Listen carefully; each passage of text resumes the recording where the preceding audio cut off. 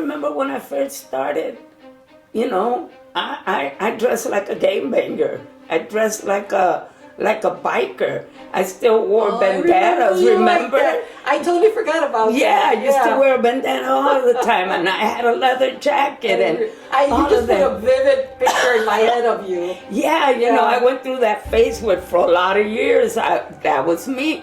Well, when God rescued me, I still dressed that way, I didn't know any better, you know what I'm saying? He rescued me, he brought me into the church and stuff. It wasn't like I had money to go and buy new clothes.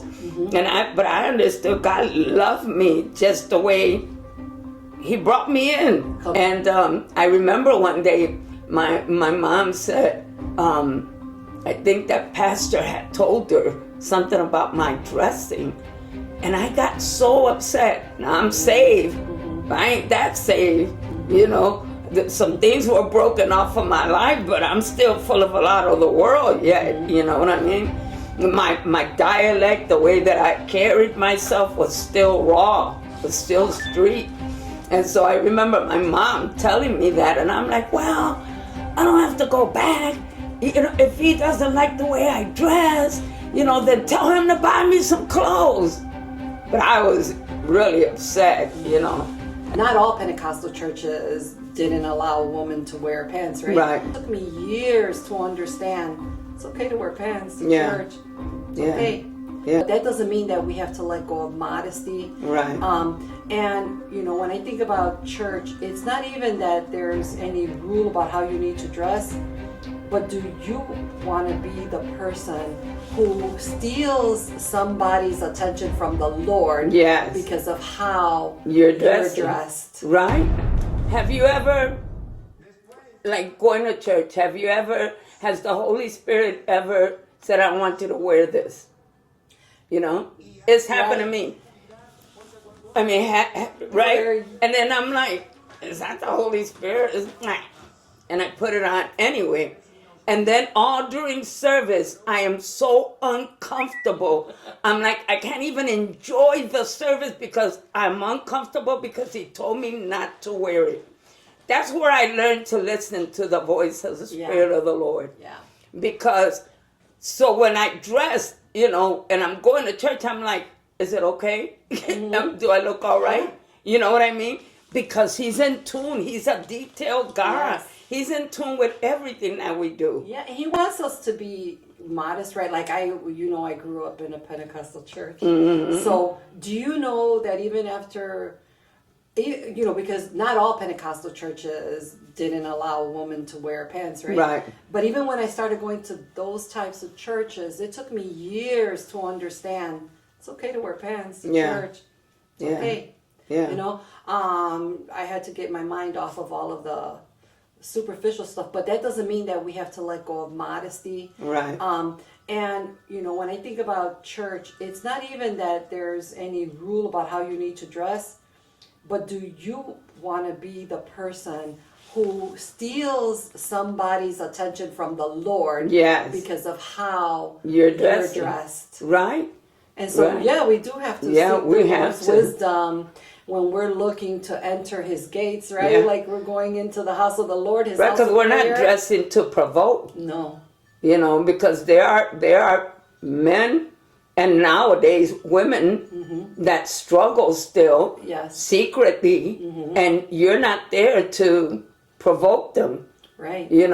I don't never want to draw that kind of attention to myself. Me either, yeah. I want people to keep their eyes on the Lord, hear the message, not wonder why is she coming to church looking like that. Yeah. I can't even fathom wearing, something so tight that you can literally, leave nothing to the imagination in a church. And that's not legalism. I just think that that's just your relationship with God, with the Spirit of the Lord, will not allow you to. And again, that has to do with when you're in relationship with him, as he starts to open your spiritual eyes, right, to things, and he starts to reveal things to you. And then he even brings Bible verses to you that remind you of this is what he's talking about. Yeah. And we're not all always ready for that yet. Right. It depends on where we are with our walk with the Lord. And I remember when I first started, you know, I dress like a game banger. I dress like a biker. I still wore bandanas, remember? Like I totally forgot about that. Yeah, I used to wear a bandana all the time, and I had a leather jacket, and you just put a vivid picture in my head of you. Yeah, you know, I went through that phase for a lot of years. That was me. Well, when God rescued me, I still dressed that way. You know, I didn't know any better. You know what I'm saying? He rescued me. He brought me into the church and stuff. It wasn't like I had money to go and buy new clothes. But I understood God loved me just the way He brought me in. Come as you are. You know? And I remember one day my mom said, I think that pastor had told her something about my dressing. And I got so upset. Now I'm saved. I ain't that saved. You know, some things were broken off of my life, but I'm still full of a lot of the world yet. You know what I mean? My dialect, the way that I carried myself was still raw, was still street. And so I remember my mom telling me that, and I'm like, well, I don't have to go back. You know, if he doesn't like the way I dress, you know, then tell him to buy me some clothes. But I was really upset, you know, and then kind of feeling ashamed now to go to church and everything. But Mom was like, no te pongas así, muchacha, mira, reprende el diablo. You know, the devil just want to get in there and disrupt you. And I was like, nah. But that was my, like, you know. You know, sometimes the Lord performs. First of all, salvation in and of itself is the biggest miracle, right? It's huge. It's life huge. Transforming. Yeah. But it's eternity transforming, right? Because exactly. That's the big thing. And He might take some big things away from us immediately. You know, like you experience a miraculous experience, right? Not everybody experiences something like that instantly, right? But no matter who we are for the rest of our lives until we go to be in glory, we're going to have things that God is always working on. And it's Him working on us. It's not, you know, sometimes we may have people come alongside us who want to encourage us and who want to help develop us spiritually, right? Who want to mentor us. There's a way to say things to a person who is a new baby Christian. And first of all, you want to talk directly to that one person. You don't want to go through a second or third party. And it makes it even more, like you said, you felt ashamed, you know. And you're, a part of you has to feel angry, right? Like, why don't you come and talk to me directly? Exactly. And if you got a problem with the way I'm dressing, how about ask me, do I have any clothes? You know. Or just give. Or say, hey, I got you a gift. I got you a gift. You know what I'm saying? Because, you know, I just came from the street. I don't own, you know, Gucci and all that. You know, I don't own the fancy clothes. I don't have no dresses because I was not into dresses then, you know. So, kind of upset me. But it's like you said, there has to be a different approach, you know. And I think that if he would have came to me and he would have put his arms around me and said, you know, I'm so proud of you. I'm proud of what you're allowing God to do in your life. How about if me and my wife would take you shopping? What's that? You know? Looks different, that would have right? been, you feel different of then, course. To have the pastor and his wife take me to a store, take me shopping, that would have been like a gift, a big gift. You know, a big surprise. Like, he gets me. And that teaches us how we need to be as leaders, you know, in the church, in the community. When we're dealing with people, when we're dealing with younger people. Right? There's a lot of different cultural, generational differences. And we can't take the same approach with everybody. Oh, and especially nowadays. You know, one of the pastors that I really like that's in Chicago is Pastor John Hanna.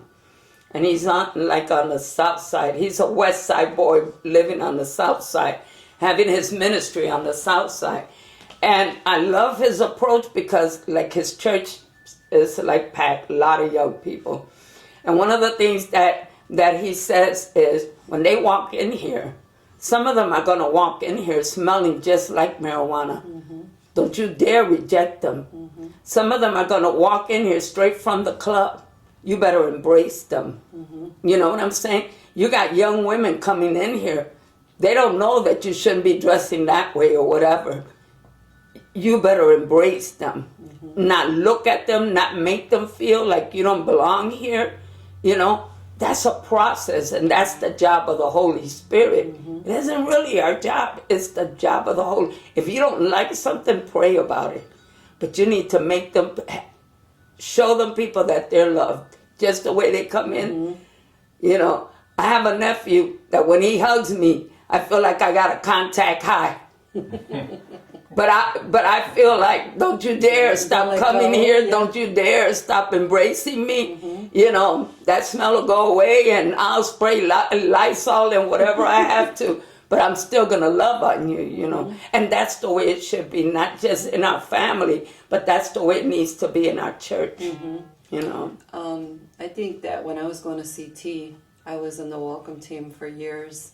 And that was one of the things that I loved the most, was greeting the new people who were coming in. And one of the things, you know, pre-COVID and even after COVID, when we went back, right, it took a while, but we always were big on hugging people when they walked in the door, wanting everybody to feel welcome, you know, and showing them just love. Because anything short of that is judgment. Yeah. And we're not called to be judging others. Yeah. But there's so much that we could learn, even from experiences that we've had, right, in terms of how we have felt when people have treated us a certain kind of way in any kind of environment, whether it's in church or it's at work or it's in your family. It doesn't matter. You know, at a grocery store where somebody treats you wrong, how are we going to respond? Or how are we going to initiate an interaction with someone? Is it going to demonstrate the love of Christ, or... Well, I know Walmart was my testing place, so I failed so many times in Walmart. And God kept sending me back. I had to keep retaking the test. For years, Anna, for years. God had me in Walmart. It was horrible. And I would walk out of Walmart so frustrated I failed again. And then next time, until finally I think I've graduated, where as I don't let people get to me like that anymore. But it was a testing place for me. And God you still haven't graduated. I had to take that test so many I preach about it now and I laugh. But girl, God always knew who to put right there to test me. And I would forget that people know me in this town. I would forget who was around. And the lioness would come out. And it was not nice. So he tamed that lion. He tamed it. Be like, yeah. Every single one of us has that thing, right? It doesn't matter what it is. There's something that triggers us, and how we react when we're triggered, I think, has a lot to do with our walk with God, our individual walk, right? Yeah. Not what we know, but where we are at any given moment. Yeah. Because sometimes we lose sight of who we are. We even lose sight of the fact that, my testimony, but bigger, his testimony. His testimony. My behavior is driving the Lord. Because, of course, people are quick to point out, look, mira, you know, I would forget. She's in church. Yeah. Or she's Isn't she a pastor? Hello? Apostle? But you know, if you're a pastor, you're not human? Yeah, right. You know, exactly. All of that would go out the window when I was failing my test miserably, you know. But I think that's why I go to church. I mean, I go to stores at 7 in the morning or 8 in the morning when they open. I don't think I ever passed that for test. real, man. Yeah, no.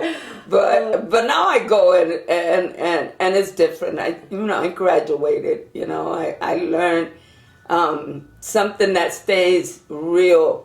For me is that the bigger man is the one that could swallow the watermelon and keep on walking. you know. Yeah. And so I had to swallow a lot of watermelon and keep on walking and understand that God is doing a greater purpose. Because that pride thing. Right? Yeah, oh yeah, you know. I can't imagine how many messages you have preached on pride and humility. Yeah, Because yeah, that's something that you exactly. can't just shake it. The Holy Spirit has to do a He whole has new to. thing. Yeah, yeah, And over and over and over Yeah, again. yeah. Because he'll keep reminding us until it's better. yeah. Not that it's Like, perfect. I think in Frankie's wake at the funeral celebration, I said something about like you would find Frankie in the store, in Walmart, in Cubs, in the park, wherever on the street, you know, and you always would find him giving a word, ministering to somebody, encouraging somebody, you know. And I'm like, I want to be able to do that in the level that he was doing it.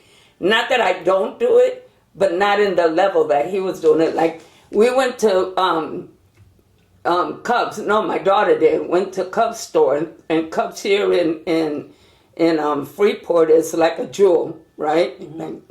And so my daughter went and she used my reward card, and so when they put my number in there, my name came out, and the cashier goes to her, "Oh, so are you related to Pastor Ramos?"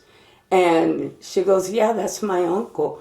"Oh my God, he's such a wonderful man. He always walked in here and was so full of joy and boo, boo, boo, boo," you know. And I'm like, what are they going to say about me at Walmart? I got to change that testimony around, you know? I'm going to tell you that when we came out for his, when we came back from the funeral that day, Yeah. we were at the hotel, Yeah. and Jeannie had told them that, you know, we had, they had asked us what we were there for, and Jeannie had told them, you know, we're here for our cousin's funeral. And so when we went back, I was talking to the girl at the front, and she was like the second shift person. Yeah. And she goes to me, "Oh, are you talking about Frankie Ramos?"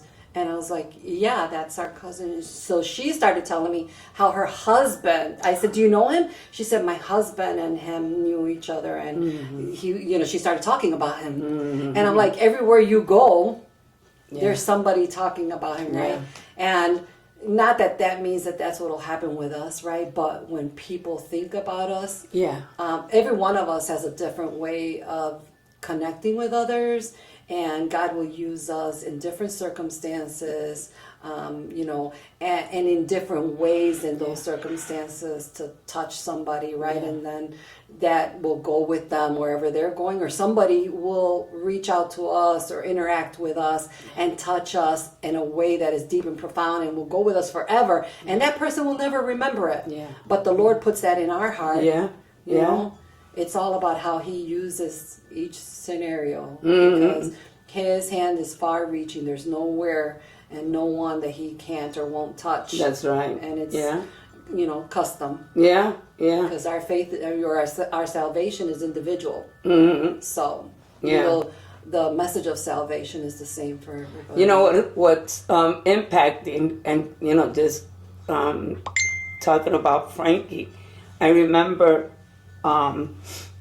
he used to go on missionary trips to go and like if there was a tornado that destroyed a town or something, he would go with these missionaries and help build homes and all of that, right?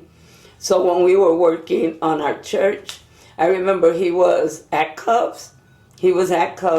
And he was getting, I think, like avocados or one. Anyway, so he's standing there in front of the fruits, you know, and stuff. And the lady, he got a call, and he picked up the phone, and he was answering. And this woman says, "Are you Pastor Frankie Ramos?" And he goes, "Yes." "Oh, I've been looking for you. I needed to give you this," and handed him a check. And the check was for $5,000 for donation for our church. Frankie forgot about the avocado. And the phone call. And the phone call, everything. He was like, oh my God. But he impacted Freeport. And not just Freeport. You know, people came from everywhere.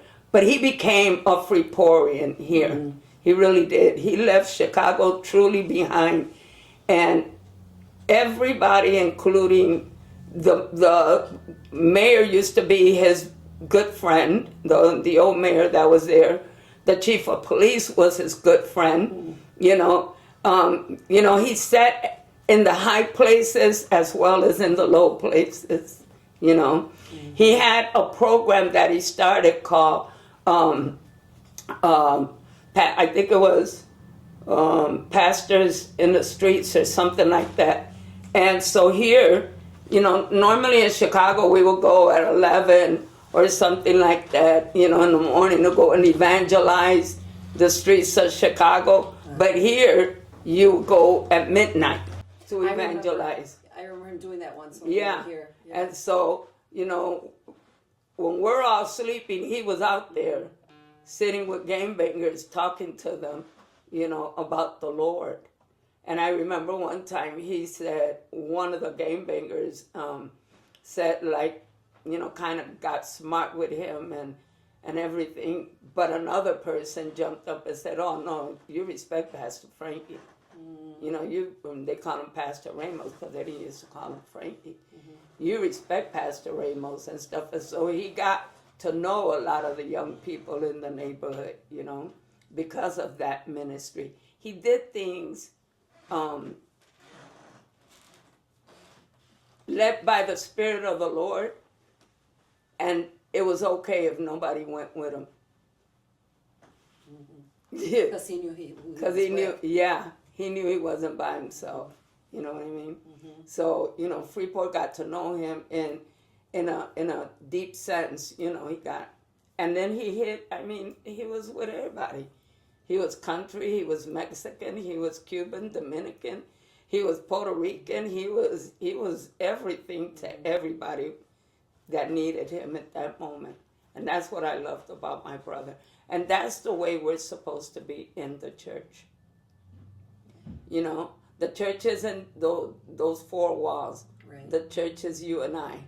And wherever we go, we have to carry that message. And like you said, that message of love, because love conquers what? Multitudes of sin. It covers, it conquers, it just, you know what I'm saying? It breaks it down. And that's what we're supposed to be doing. I'm so happy you came up this weekend. I needed to have this time with my Anna.